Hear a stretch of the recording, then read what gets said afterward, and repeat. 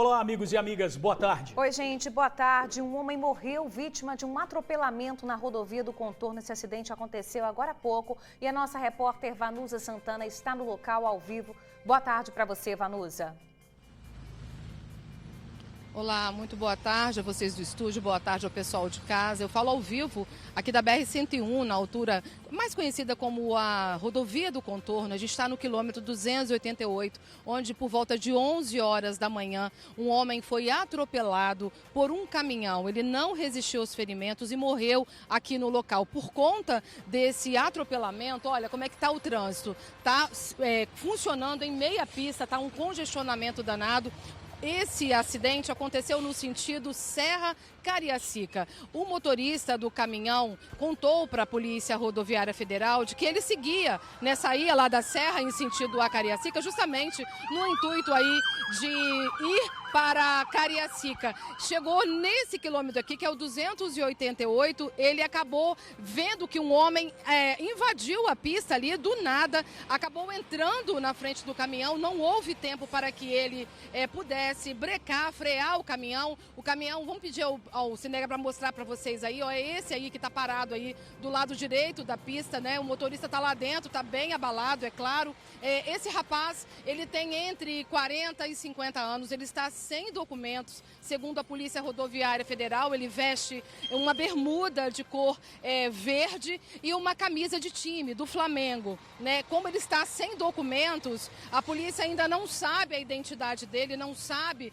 né, se ele mora aqui perto, mas ele não tem característica de andarilho, viu, gente? Então a gente, só repetindo, a gente fala ao vivo aqui da rodovia do Contorno, quilômetro 288, onde agora há pouco um rapaz, um homem, né, aparentando aí entre 40 e 50 anos, acabou atropelado por um caminhão. Segundo o motorista desse caminhão, ele teria atravessado aí na frente do veículo. Daqui a pouquinho a gente volta com mais informações.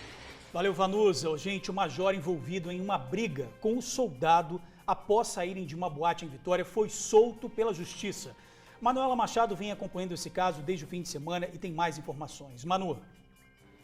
Boa tarde a todos. Sim, o major está liberado, vai responder em liberdade. Houve ontem pela manhã uma audiência de custódia e ele foi solto. Ele que estava no quartel em Maruípe, Vitória. Essa confusão aconteceu na rua, na Praia do Canto, após os dois saírem de uma boate que fica ali na região. Eles brigaram. Esses vídeos que mostram aí o momento da briga, o momento em que o major bate no rosto do soldado e ainda faz ameaças. Esses vídeos viralizaram nas redes sociais. Nesse mesmo dia, todos os envolvidos, a esposa do major, um amigo do soldado e os dois foram ouvidos na delegacia de Vitória, na delegacia regional da capital.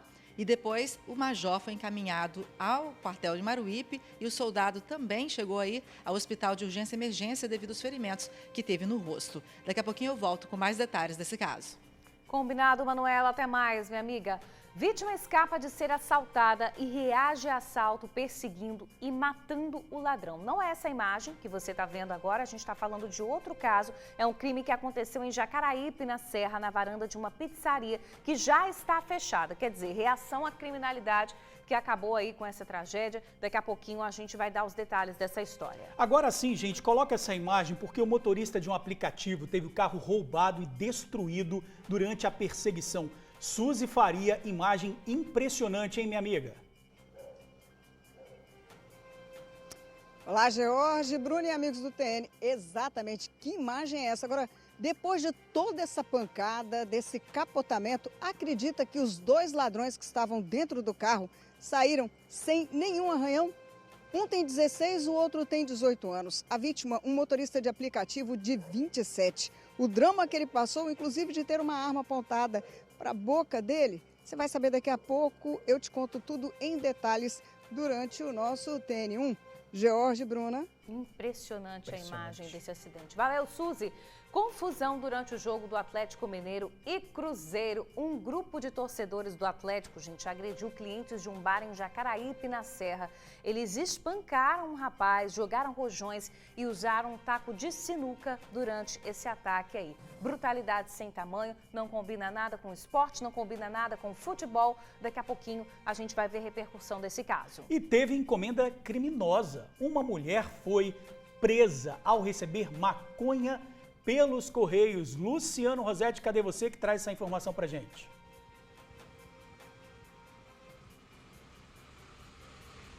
Pois é, meu amigo. Boa tarde para você, para a Bruna, para os amigos que nos assistem. Este caso aconteceu na última sexta-feira, dia 2.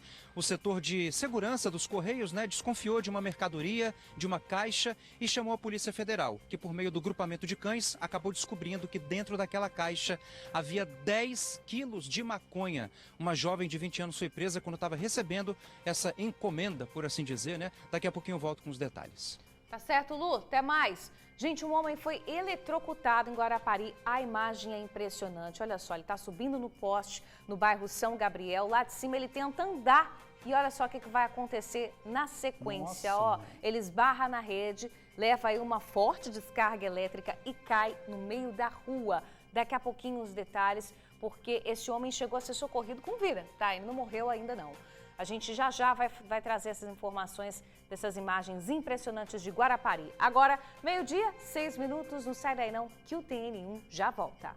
12h, 8 minutos, TN1 de volta. Já vamos para a BR-101, em Cariacica, onde agora há pouco um homem foi atropelado. Vanusa Santana está ao vivo, já trouxe alguns detalhes pra gente. Vanusa, já tem a identificação? Ainda não, George. A Polícia Rodoviária Federal aguarda a chegada da perícia da Polícia Civil e também o rabecão. Só recapitulando, esse atropelamento aconteceu por volta das 11 horas da manhã aqui no quilômetro 289. Eu havia dito 288, mas a Polícia Rodoviária agora veio aqui e me passou precisamente que é o quilômetro 289. Então, esse rapaz que tem entre 40 e 50 anos teria atravessado na frente do caminhão que seguia no sentido Serra Cariacica. O motorista relatou aos policiais rodoviários de que ele teria entrado na frente do caminhão, não dando tempo para que ele brecasse, freasse, visto que isso aqui é uma rodovia com fluxo muito intenso de carros e os carros passam aqui no limite de velocidade que é permitido aqui na rodovia do contorno. Então, a ambulância do SAMU foi acionada, chegou a vir aqui, mas não teve tempo de fazer mais nada, porque o rapaz já havia morrido, ele não resistiu aos ferimentos. Agora, nesse momento, o trânsito segue a meia pista aqui na rodovia. Existe um congestionamento lá para trás, para quem sai da serra, por exemplo, agora vai enfrentar um congestionamento justamente, George, Bruna, porque o trânsito só está funcionando em meia pista, a partir desse quilômetro, que é o quilômetro 289. A todo momento a gente vê aí, ambulância, carros da polícia passando, porque eles estão tendo que enfrentar também essa dificuldade aí, justamente no trânsito que funciona a meia pista aqui na rodovia do contorno. Como eu estava dizendo, a vítima tem entre 40 e 50 anos. Esse rapaz está sem documentos, mas a Polícia Rodoviária Federal e também funcionários aqui da Eco 101 nos relataram o seguinte, que ele está com chinelos, vestido com uma bermuda na cor verde, mais ou menos, e uma camisa de time, que é o Flamengo. Então, assim, essas são as características desse rapaz que, infelizmente, ainda não foi identificado porque está sem documentos. Bruna e George? Tá certo, Vanusa. Qualquer atualização, você entra aqui com a gente novamente, trazendo aí mais informações sobre esse homem que foi atropelado agora há pouco ali na rodovia do contorno. Gente, um motorista de aplicativo teve o carro roubado em Jacaraípe, na Serra. Durante a perseguição, olha aí o que aconteceu. Os bandidos capotaram com o veículo. Olha, impressionante essa imagem. A Suzy Faria acompanhou esse caso. Suzy Faria também entrevistou o motorista. Ele estava dentro do carro, Suzy, durante esse capotamento com os bandidos? Não, George, não estavam não. Que bênção, né? Acontece o seguinte, ele pegou uma corrida aqui em Vitória, aceitou porque ele mora em Nova Almeida e a corrida era exatamente para lá. Só que quando ele chegou no local de destino dessa corrida, perto da casa dele, tudo mudou. O assalto foi anunciado, ele teve que ficar na mira dos ladrões aí durante um tempo, foi deixado lá em Chapadão quando ele avisou a polícia. O carro passou no meio de Nova Almeida, polícia já estava com a antena ligada, identificou o veículo e começou a perseguição. E aí aconteceu do jeito que vocês viram aí, um baita capotamento em que os ladrões saíram ilesos, sem nenhum arranhão. Vamos acompanhar a reportagem que vocês vão ouvir o drama que esse motorista passou durante esse período. Vamos ver. E terminou assim uma perseguição que começou em Nova Almeida e finalizou em Jacaraípe. Na Curva da Baleia, os ladrões perseguidos pela Polícia Militar capotaram com o veículo. Apesar da violência da colisão, os ladrões de 16 e 18 anos saíram do carro, acreditem, sem um arranhão. O veículo ficou completamente destruído. Ele pertence a esse motorista de aplicativo de 27 anos, que foi a vítima do assalto. O motorista fazia a última viagem da noite. Ele conta que por volta da meia-noite pegou a corrida de Vitória para Nova Almeida, onde por coincidência mora. Rodou 40 quilômetros até chegar ao destino, onde o assalto foi anunciado e o drama do motorista começou. Entre diversas ameaças, ele teve uma arma apontada para dentro da boca. Estava já no horário já excedido, tinha bastante horas que eu estava trabalhando, então peguei a corrida, estava direcionado já para o local onde eu moro, e aí eu resolvi aceitar a corrida e me direcionei para lá.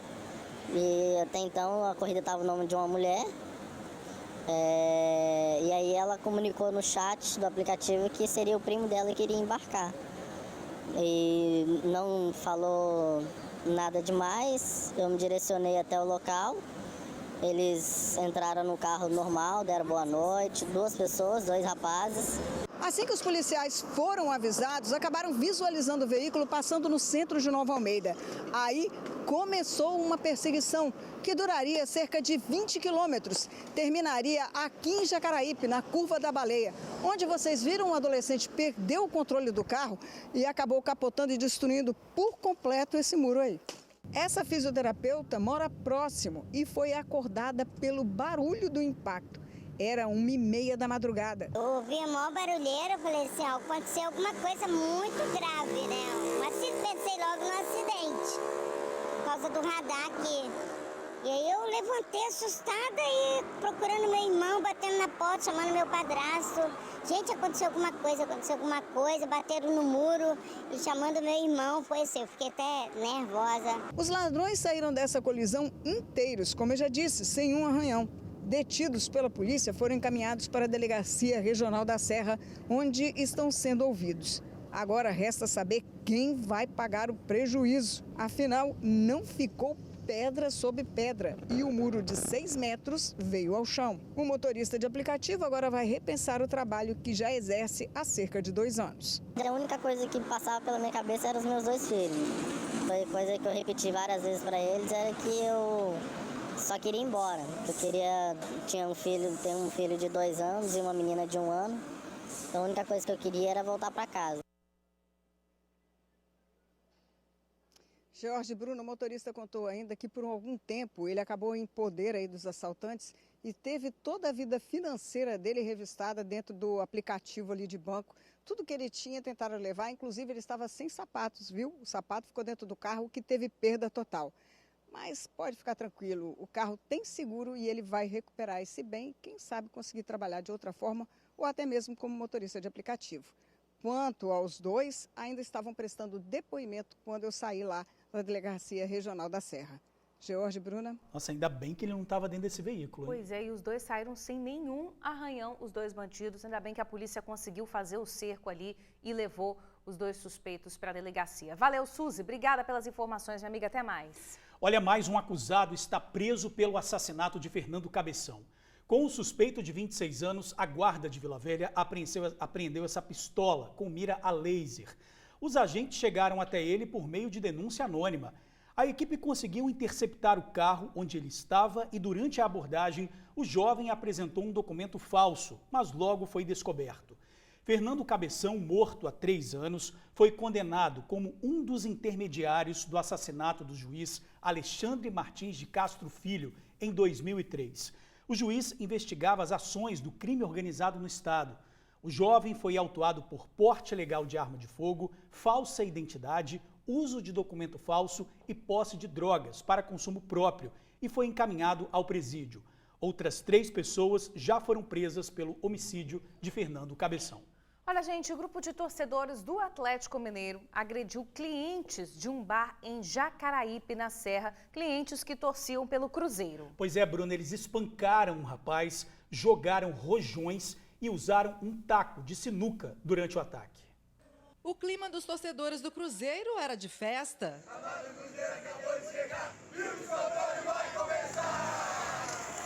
Um grupo se reuniu neste bar que fica em frente à orla de Jacaraípe, na Serra.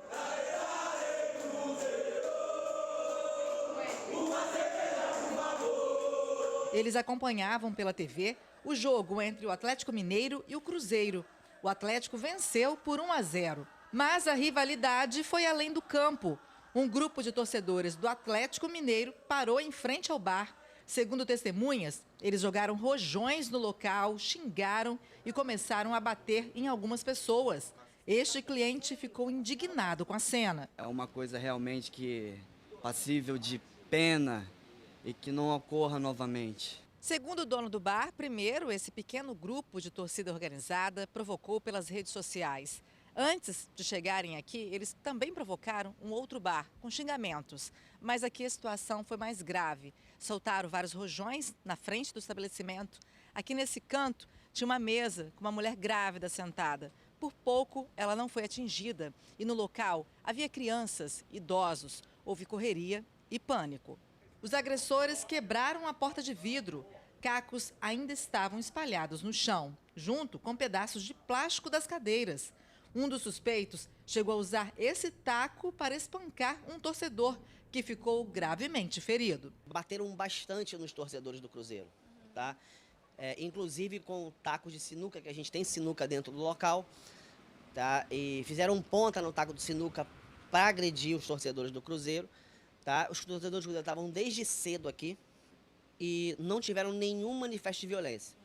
Tá? Foi somente após o jogo. O rapaz, ele quando começou a ser agredido, ele estava com a companheira dele. Eu não sei se é namorada, noiva, não sei. Mas é uma pessoa que ele tem uma vivência. Ele, no desespero, ele correu para dentro da loja. E os caras correram atrás dele, batendo nele. E muito, muito, muito.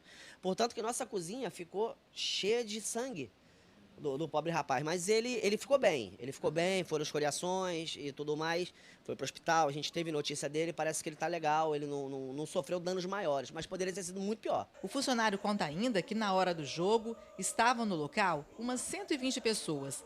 O grupo aterrorizou minutos depois da partida. Então, o número de clientes havia caído pela metade. A pessoa não tem o que fazer, porque ela está sentada, comendo, bebendo, se divertindo, conversando. Do nada começa um quebra-pau de 2, 3 minutos, que parece que passou um furacão no local. A gente tem um público muito variado, muito variado. Inclusive, ontem tinha criança aqui dentro. A polícia militar foi acionada. Uns suspeitos conseguiram fugir, mas 5 foram detidos e encaminhados à Delegacia Regional da Serra. Eles adentraram no estabelecimento comercial aqui na região de Jacaraípe, soltaram rojões, destruíram o estabelecimento e ameaçaram os proprietários. Os criminosos estavam de posse, inclusive de rojões e de um facão, além de soco inglês. O caso, a princípio, foi tratado também como tentativa de homicídio, porque o rapaz chegou a ser socorrido devido aos graves ferimentos. Mas, com medo, ele não quis denunciar os agressores. O dono do bar calcula um prejuízo de pelo menos R$10 mil. Ele é comerciante há mais de 15 anos e nunca havia presenciado tanta violência. Nunca tive qualquer tipo de problema. Chegaram em 2 carros e já partiram para agressão, quebrando cadeiras, mesa, copos, soltando rojões também. E foi um corre-corre. É um absurdo uma coisa dessa acontecer entre torcidas de times, mesmo que sejam diferentes. Pô, mas para que isso? Que animalidade, né, gente? Olha, a Polícia Civil disse que os 5 suspeitos têm entre 22 e 36 anos. Todos foram liberados porque as vítimas não representaram criminalmente contra eles. Olha, gente, um homem foi preso depois de matar o colega em Linhares. Os dois trabalhavam em um canavial. Rodrigo Alves dos Santos, de 24 anos, confessou ter matado o colega depois de uma briga. Eles discutiram depois de voltar de um forró e já no alojamento entraram em luta corporal. Rodrigo acabou asfixiando a vítima. O suspeito é de Alagoas e estava em Linhares há cerca de uma semana. Ele veio trabalhar no corte de cana e agora já foi encaminhado ao presídio. Covardia em Cariacica. O tio agrediu a própria sobrinha. Pois é, a vítima teve que ser hospitalizada. O ex-marido dela também participou das agressões. A mulher de 37 anos precisou ser hospitalizada. Ela teve várias convulsões depois de ser brutalmente agredida pelo ex-marido e pelo tio. As agressões aconteceram em frente à casa de um dos suspeitos, no bairro Tucum, em Cariacica, nesse domingo. A vítima não mora aqui no bairro, ela veio nesse domingo para poder visitar o tio. Lá dentro, eles resolveram, então, fazer uma confraternização. Todos começaram a ingerir bebida alcoólica. Num determinado momento da reunião, houve um desentendimento. O motivo ainda é desconhecido. Lá dentro, então, eles começaram uma discussão. Essa confusão veio parar justamente aqui, ó, no meio da rua. Aqui do lado de fora, eles acabaram fazendo uma covardia com a mulher. Enquanto o ex-marido segurava ela, o tio a agredia com socos e chutes. Essa dona de casa, que prefere não ser identificada, presenciou parte da covardia. Foi ela quem socorreu a mulher. A gente viu o pessoal tumultuado, né, na frente da casa dela e o agressor batendo nela. Quando a gente saiu do carro, a gente viu ela no chão, o seu Noí já contido pelos populares que tem aqui perto.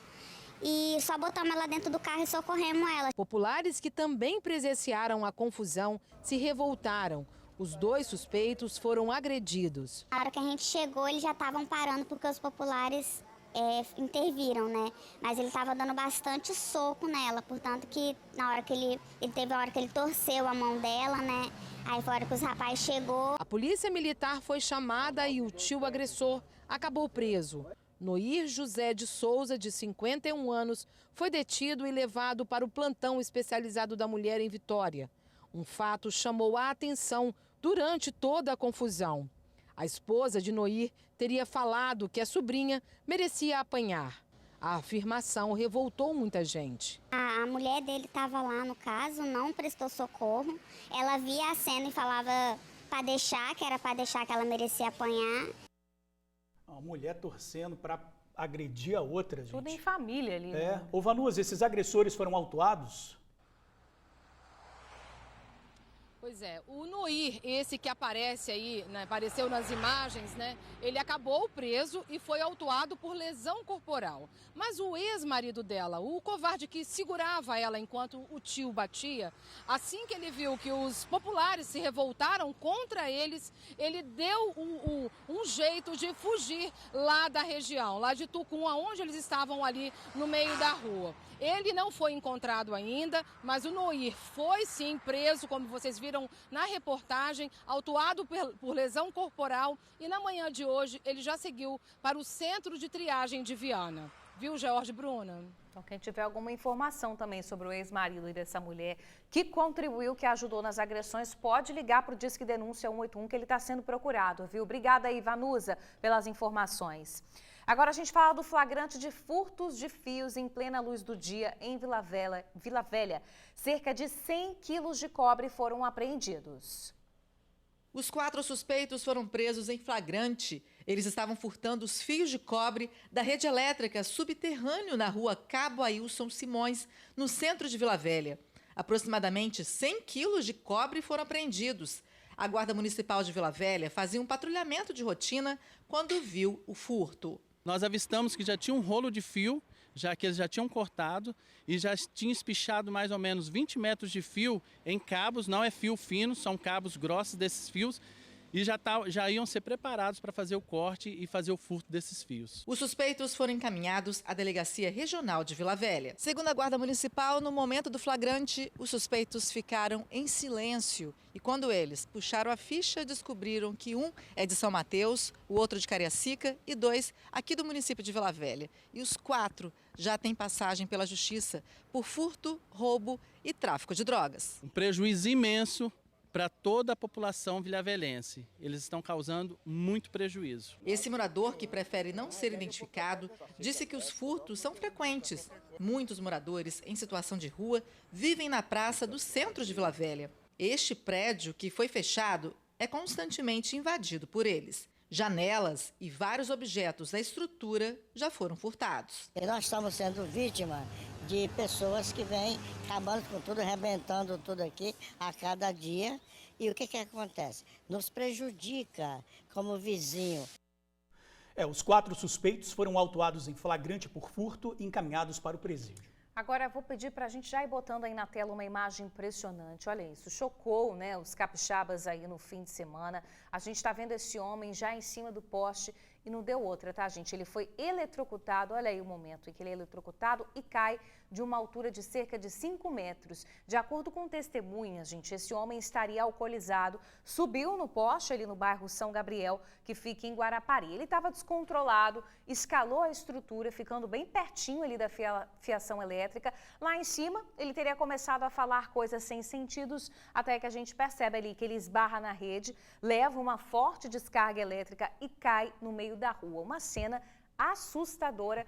Ele cai ali, além da descarga elétrica, a altura é de mais de 5 metros de onde ele caiu, mas ele foi socorrido com vida por uma equipe do SAMU que foi chamada ali por moradores, foi levado a um hospital. A gente não tem mais informações sobre o estado de saúde dele, a gente não sabe como é que esse rapaz ficou, tá? A polícia também esteve no local. Por nota, a EDP lamentou o fato e ressaltou que somente profissionais autorizados, é claro, podem intervir ali na rede elétrica, justamente por conta desse risco super grave de acidentes. Técnicos da empresa estiveram ali no local e não constataram nenhum problema na rede, mas o que todo mundo disse por ali é que ele realmente estaria alcoolizado, descontrolado e subiu no poste.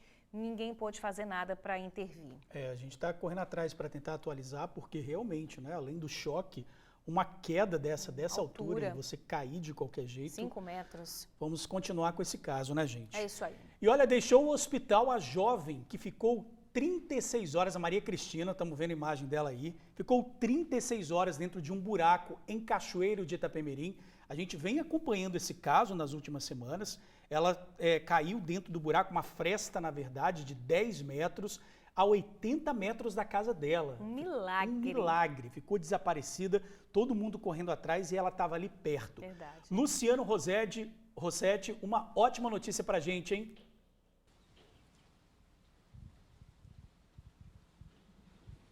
Ótima, meu amigo, excelente, né? A gente não poderia começar a semana com uma notícia melhor, né? A jovem Maria Cristina Simões, de 22 anos, recebeu alta na noite do último sábado, passou o domingo em casa com a família, descansando, e a notícia que nós temos dos familiares é que ela passa bem. Tá descansando do susto que ela levou, né? Só pra gente relembrar o caso rapidinho, esse caso aconteceu na semana passada, né? No último final de semana, sem ser esse, o anterior.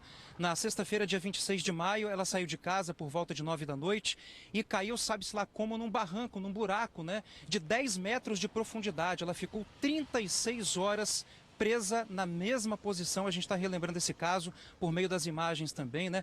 Foi uma pessoa lá, um vizinho, um homem que passou, escutou ela gritando por socorro e chamou as forças de segurança. O Corpo de Bombeiros foi lá e socorreu a jovem. O resgate demorou cerca de 2 horas. Só para a gente relembrar, ela passou a noite da sexta-feira todinha, a madrugada, sábado o dia todo, noite de sábado, madrugada de sábado para domingo. Ela foi ser socorrida no domingo, dia 28, por volta de 10 horas da manhã. Repito, foram cerca de 2 horas de resgate, né? Todo mundo se emocionou, a família ficou muito agradecida. O Jorge, ao longo da semana, mostrou a entrevista que ele gravou, né, com a pessoa que socorreu, com os familiares também. E agora, na noite de sábado, desse último sábado agora, ela recebeu alta do hospital onde ela estava, em Cachoeiro, passa bem em casa, descansando, pessoal, que é o principal, e se recuperando desse trauma, né?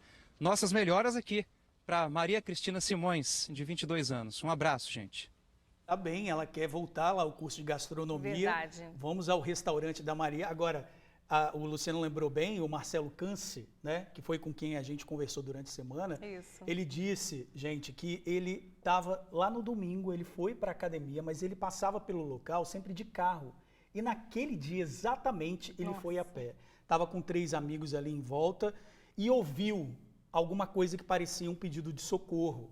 Só que ele também não estava acreditando. Ele mesmo falou, eu achei que era coisa da minha cabeça. Eu lembro, ele realmente foi um anjo enviado ali para ajudar a Maria Cristina naquele momento. Quando ele chegou ali naquela fresta, Bruno, você imagina, ele falou que a perna dele ficou até bamba. Mas graças a Deus que ela já está em casa. É isso aí. Vamos torcer aí pelo sucesso da Maria daqui para frente. Plena recuperação da Maria.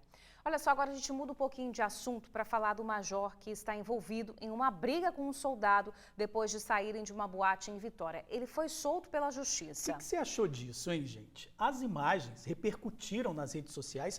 Foi um ringue no meio da Praia do Canto. Olha isso. Dois agentes de segurança pública que deveriam, estando a trabalho, estando de folga, zelar pela segurança de todos, né? São servidores públicos, é papel deles e se encontram aí nessa cena lamentável no meio da rua. E ter um pouco de decência, né? Mínimo. Fazer uma coisa dessa no meio da rua.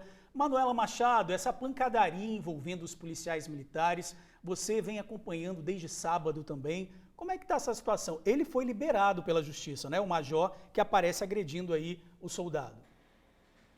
Sim, o major foi liberado. A princípio, logo após a confusão, né, todos os envolvidos foram à Delegacia Regional de Vitória. Depois, o major foi conduzido ao presídio militar, que fica no quartel em Maruípe. Mas ontem, pela manhã, teve uma custódia online e a Justiça liberou o major, que vai responder em liberdade, a princípio. E só relembrando, essa confusão aconteceu no meio da rua, mas os dois envolvidos antes estavam na mesma boate e eles brigaram depois que saíram dessa boate no meio da rua, na Praia do Canto, em Vitória, por volta quase 4 horas da manhã de sábado.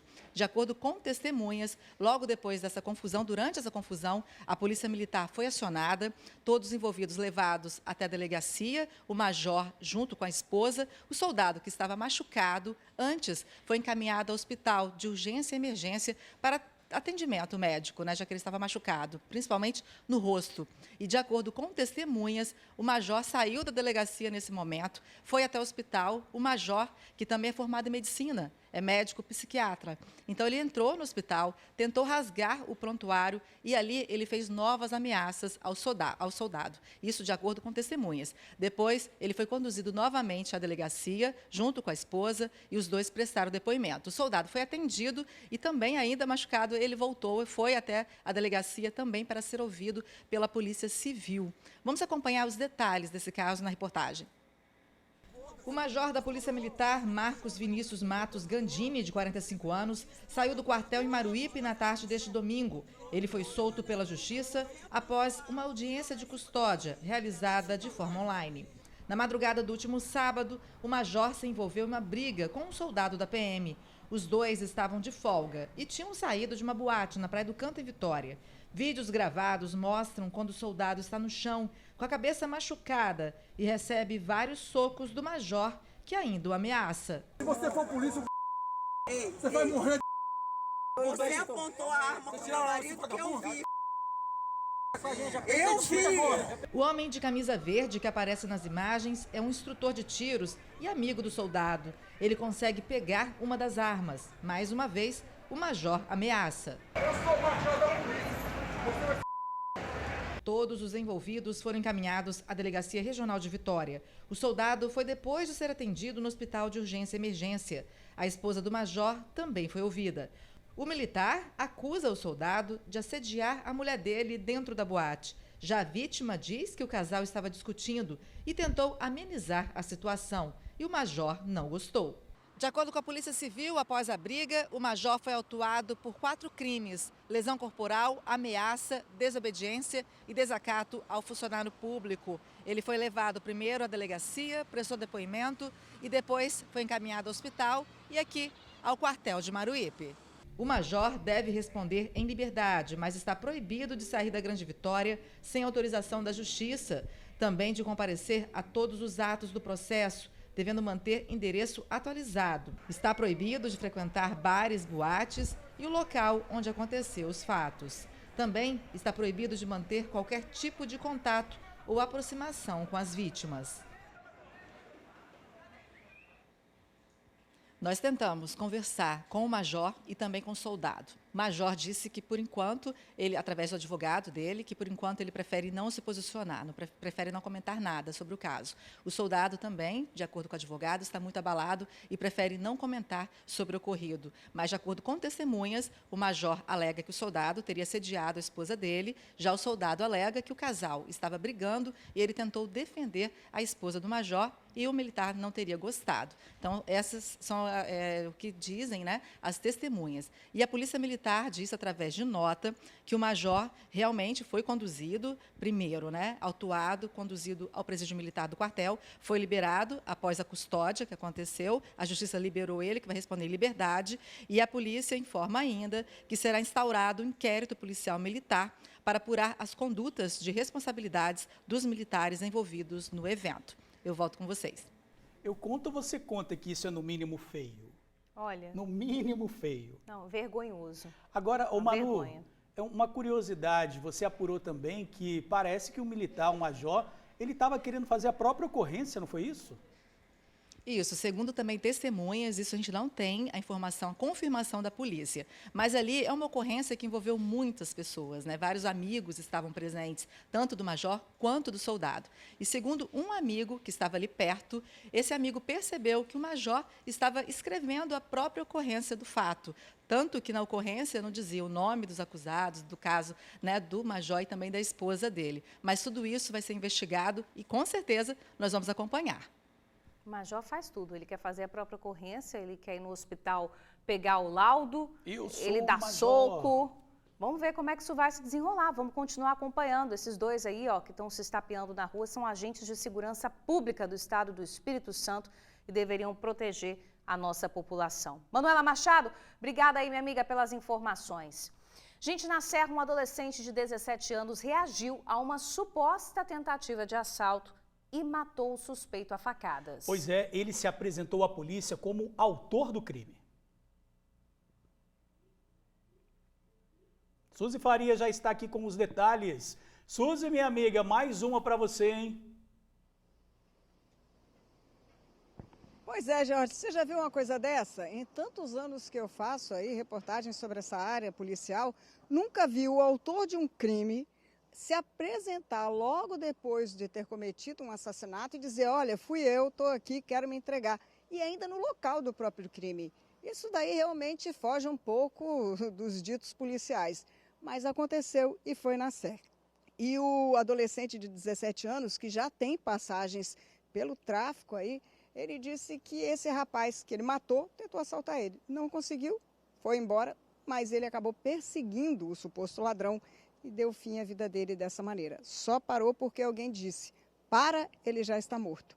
Vamos acompanhar os detalhes desse assunto aí para lá de diferente? Vamos à matéria. Matheus Henrique Alves Ribeiro, de 22 anos, foi assassinado essa madrugada em Parque Jacaraípe, na Serra. A morte aconteceu dentro da varanda dessa pizzaria, que já estava fechada. Na verdade, Matheus foi perseguido e morto logo após ter supostamente tentado assaltar um adolescente de 17 anos. O corpo de Matheus estava quase sendo retirado do local quando algo inusitado chamou a atenção desse senhor. Ele mora perto e acompanhava o trabalho da polícia quando viu um jovem chegar abordando um policial militar. Ele chegou também, se apresentou, né?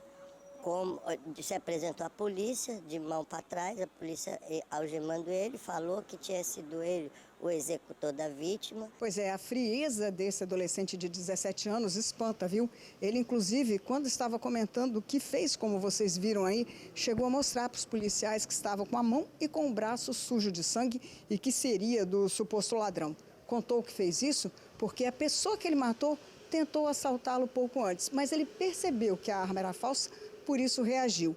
Como os dois correram, ele conseguiu a carona de um motociclista e passou a perseguir o suposto ladrão.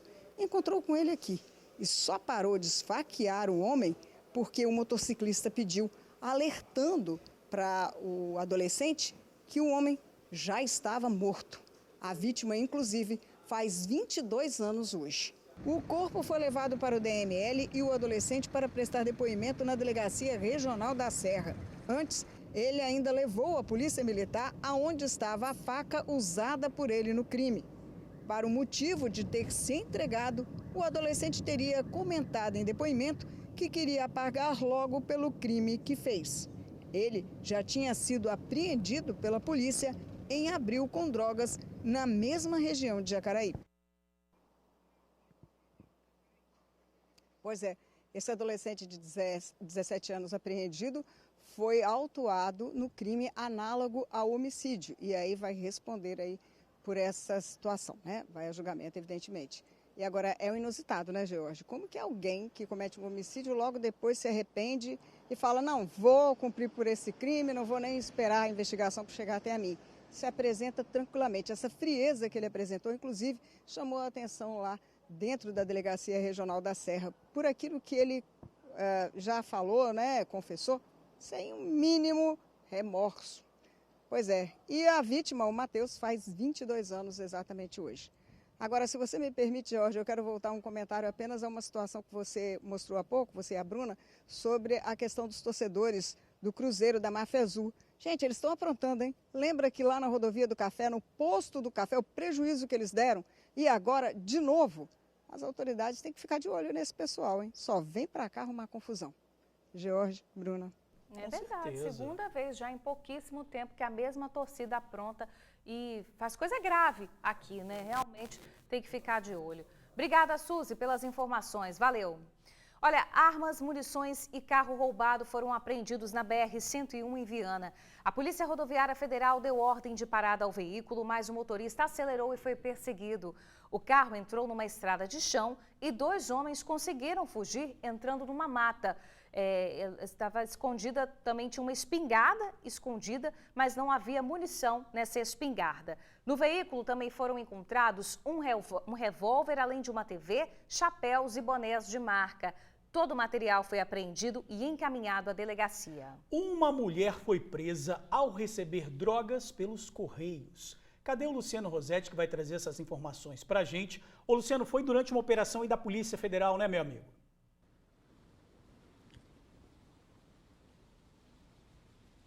Exatamente, Jorge, meu amigo, foi durante uma operação, né, uma ocorrência gerada que a Polícia Federal acabou atendendo. Como é que começou essa história? Começou na última sexta-feira, lá nos Correios. O pessoal do setor de segurança dos Correios desconfiou de uma encomenda, de uma caixa, né? Daí eles entraram em contato com a polícia que foi lá atender essa ocorrência, né? Esse chamado pela desconfiança da caixa, né? A polícia levou o grupamento de cães, o K9. Os cães farejaram a caixa e quando a polícia abriu, havia 10 tabletes de maconha dentro dessa caixa. Essa caixa estava indo para Cariacica, para casa de uma jovem de 20 anos. Ela foi presa em flagrante por porte de drogas, né? Por tráfico de drogas, melhor dizendo. Essa droga foi apreendida e agora o trabalho da Polícia Federal é descobrir quem mandou essa droga pelos Correios. Então, olha só que caso, né? Ela acabou recebendo essa encomenda, foi presa, né, em flagrante pela Polícia Federal, lá na casa dela, em Cariacica. Agora todo o trabalho da polícia é descobrir quem mandou essa droga para ela. Tá certo, Luciano. Obrigada aí pelas informações, meu amigo. Olha, teve assassinato no bairro Castelo Branco, em Cariacica. 2 jovens estavam em uma moto quando foram surpreendidos pelos criminosos. Uma das vítimas não resistiu e morreu. De Jonathan Miguel de Araújo tinha 28 anos. Ele estava na garupa da moto de um amigo quando foi baleado. Os dois estavam parados na rua Gerson Camata, no bairro Castelo Branco, em Cariacica. Testemunhas contaram à polícia que de Jonathan estava na garupa da moto do colega, parado, aqui conversando com amigos, quando 4 homens armados passaram a pé, atirando. O colega que pilotava a moto ainda acelerou, mas de Jonathan foi baleado na cabeça e caiu. Ele ainda foi baleado mais 4 vezes. O colega, mesmo saindo, também foi baleado nas costas e no braço. O jovem que pilotava a moto tem 21 anos. Ele e de Jonathan foram socorridos, mas de acordo com o boletim médico, de Jonathan já chegou morto ao pronto atendimento de Alto Laje. Ele pegou e foi com um amigo lá que chamou ele. E aí, quando foi umas 7h30 por volta disso aí, a gente recebeu a ligação de que tinha tentado matar ele. Quando a gente chegou lá, estava tudo ensanguentado lá. O amigo da família contou que de Jonathan já se envolveu com o tráfico de drogas, mas estava mudando e tinha começado a trabalhar com carteira assinada, como pedreiro. Ele deixa 4 filhos. O colega, que estava dando apoio aos parentes, lamentou a perda tão precoce. por ter essas amizades ainda, ele estava como dizem aí, no movimento, né? Então, assim, ele acabou sendo uma vítima nessa vida, ou é isso, ou é cadeia, se Jesus não entrar para transformar e a pessoa não sair, esse fim aí, ou então o outro fim. Então, foi isso que aconteceu aí. A Polícia Civil diz que o caso segue sob investigação e até o momento nenhum suspeito foi detido. Quem tiver informações, ligue para o 181. Fiéis participaram de uma caminhada pela paz e contra o racismo neste domingo em Vitória. A caminhada teve início às 9 horas da manhã, após a missa na Igreja Matriz de Tararé. Outro grupo de fiéis saiu da Praça São José Operário, em Maruípe. A mobilização teve como bandeira principal a luta contra o racismo. É uma luta que deve ser travada por toda a sociedade, né? A gente aprende hoje que não basta a gente não ser racista, a gente tem que lutar contra o racismo, a gente tem que denunciar todas as práticas de racismo, principalmente aquelas práticas que estão na estrutura da sociedade e do Estado como todo, como, por exemplo, a ação dos agentes de segurança que agem de forma racista nas nossas periferias. A passeata foi uma iniciativa da Ação Diaconal Ecumênica, organização que reúne igrejas cristãs no Estado. Segurando bandeiras brancas, os participantes falaram da importância de estarem presentes. É importante ensinar desde pequenininho a não ter preconceito por religião, cor, escolha de sexualidade, nada. E é isso, ensinar desde pequenininho, que é aqui que vai aprendendo. A minha luta é para que a sociedade brasileira respeite o povo negro, povo de luta, povo de trabalho e que quer respeito. A principal bandeira levantada nessa caminhada, a relação direta entre o racismo e a violência, encontra base em dados. De acordo com o último Atlas da Violência de 2021, os negros são a maior população carcerária no país. Ainda de acordo com o estudo, quase 80% das pessoas que morrem em confrontos com a polícia também são negras. O racismo está atrelado à violência e ele é uma prática recorrente em nossa sociedade, inclusive praticado pelo próprio Estado. Ela ultrapassa a questão religiosa.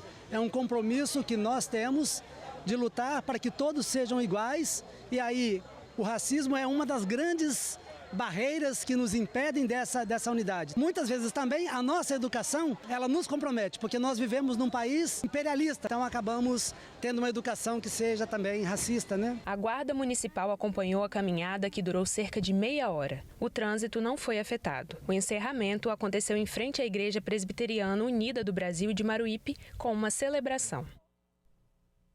Olha só, agora a gente fala de um momento de emoção para um pequeno fã do jogador capixaba Richarlison. Que fofo, gente. O Kaique Pessim mora em Colatina e sonhava em conhecer o Richarlison pessoalmente. Os pais deviam ali entrando em contato com a família do jogador para realizar esse desejo, mas o máximo que ele tinha conseguido até então era uma camisa autografada por interferência da avó do atleta. Isso aí já estava bom demais, né? Mas é o seguinte, ontem o tio do Richarlison ligou para o pai do Kaique e avisou: se você quer conhecê-lo, hoje é o dia, porque Richarlison estava em Nova Venécia num churrasco de família e aí é claro que todo mundo foi para lá. O Kaique ficou tão nervoso, a gente está vendo aí o vídeo do encontro, que quando ele encontrou com o Richarlison, ele ficou sem palavras. Nossa. Mas depois ele foi se soltando e chegou até a pedir um autógrafo, sabe aonde? Num saquinho de pipoca fofo. A gente vai ver ali depois a foto desse autógrafo, um presente que ele ia dar aí para duas amiguinhas da escola. Vamos ver o recado? Roda aí. Gabriela, Beatriz, olha que eu consegui o autógrafo do Richarlison para vocês. Vai aonde conseguir, né? As amiguinhas faturaram, viu? Pois é, além do churrasco, vocês viram que o Kaique assistiu uma partida de futebol ao lado do craque. Muito massa, né, gente? Sonho mais que realizado. E a camisa autografada que ele ganhou vai ser exposta num quadro que vai ficar ali enfeitando o quarto do Kaique, do estudante. Muito gostoso esse encontro, olha lá, ó, quanta gente, um encontro de fãs com ídolos, né? Uma história muito bacana para contar, essas crianças vão ter. E o autógrafo no saquinho ali de pipoca vai render para as amiguinhas também. Muito bom, gente, muito legal. Pois é, Richarlison sempre simpático, né? Com todo mundo, mandando mensagem atencioso. E recebendo o Kaique. Que linda essa imagem. Muito bacana. Agora, meio-dia, 51 minutos. Não sai daí não, pausa rápida, tem N1, volta já. Tem gols, hein? A gente já volta. Estamos de volta, agora 12h52. Vamos aos gols do fim de semana, porque o Fluminense venceu o Bragantino. E no Clássico Mineiro deu Atlético, vamos ver. Pela 9ª rodada do Brasileirão, Cruzeiro e Atlético Mineiro. Aos 26, em cobrança de falta, Hulk solta uma bomba de canhota e manda no cantinho esquerdo. Rafael Cabral até toca na bola, mas não consegue defender. E ficou assim, Atlético Mineiro 1, Cruzeiro 0. Palmeiras e Coritiba. Aos 29, Arthur vem de trás e chega finalizando. 5 minutos depois, Rony cabeceia firme e a bola entra no canto esquerdo de Gabriel. Na segunda etapa, Dudu faz passe na frente de Rony, que invade a área e finaliza rasteiro. O Coritiba desconta com Aleph Manga. Final, Palmeiras 3, Coritiba 1. Fluminense e Bragantino. Aos 27, Arias chega na entrada da área e faz o cruzamento buscando Ganso. O meia bate firme, de primeira, e deixa Cleiton só olhando. Aos 33, no rebote, Felipe Melo chega chutando na bagunça e amplia. Na segunda etapa, Thiago solta um foguete. Final, Fluminense 2, Bragantino 1. Você, Jorge, tem que te perguntar, você já colecionou alguma coisa na sua vida? Olha, acho que de interessante nós, às vezes prova que eu tirei 10, de repente. Não, olha, professor, né? Tem que guardar para lembrar. Para lembrar, tá certíssimo. Mas olha só, essa, gente, é uma paixão que move milhares de brasileiros e virou até evento nacional. Pois é, nesse fim de semana, colecionadores de todo o país se encontraram para uma exposição de itens bem legais, tá? Como miniaturas, selos e moedas. Vamos ver. Você tem o hábito de colecionar? Um evento que aconteceu na Praia de Camburi, em Vitória, reuniu mais de 100 mil peças para troca e venda. Cada item aqui tem seu valor histórico.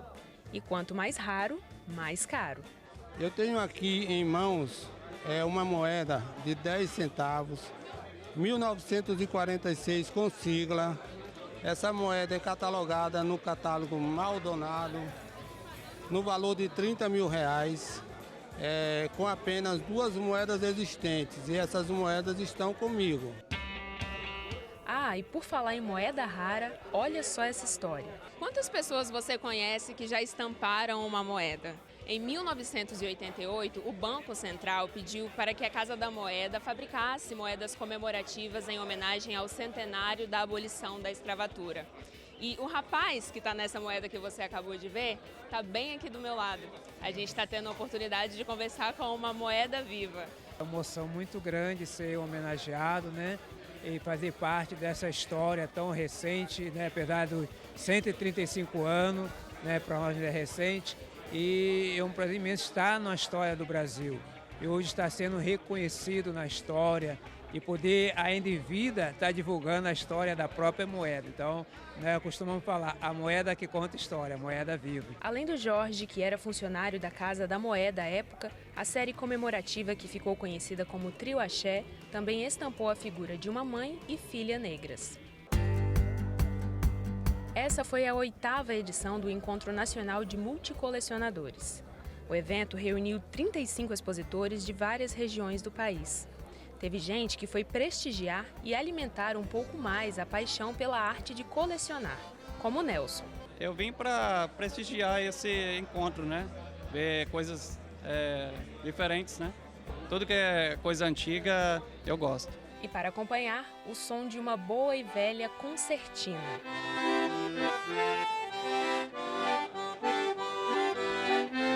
E para quem não vive no universo de um colecionador, basta ter um olhar curioso para fazer uma viagem no tempo.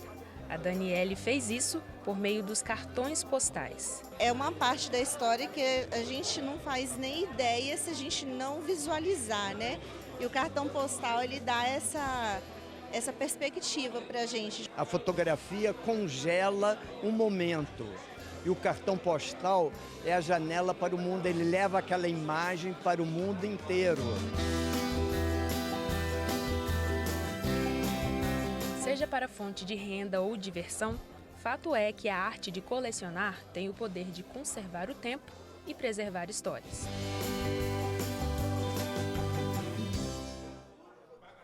Olha, muito legal, a Bruna terminou aqui falando, teve uma época que eu colecionava, sabe o quê? Eu lembrei, cartão telefônico de orelhão.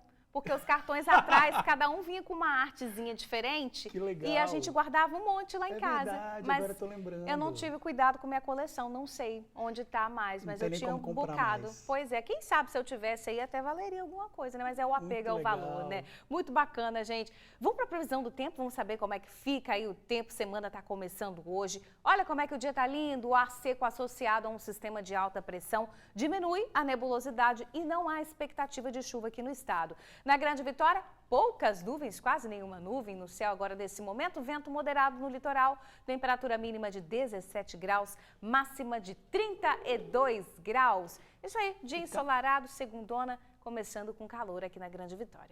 E de noite tá fazendo um friozinho, tá né? Bem mais bem geladinho, de 16, manhã cedo 17 também. graus. É isso aí, clima bom, né? Muito bom. Gente, boa semana. Beijão, até amanhã. Tchau, até amanhã.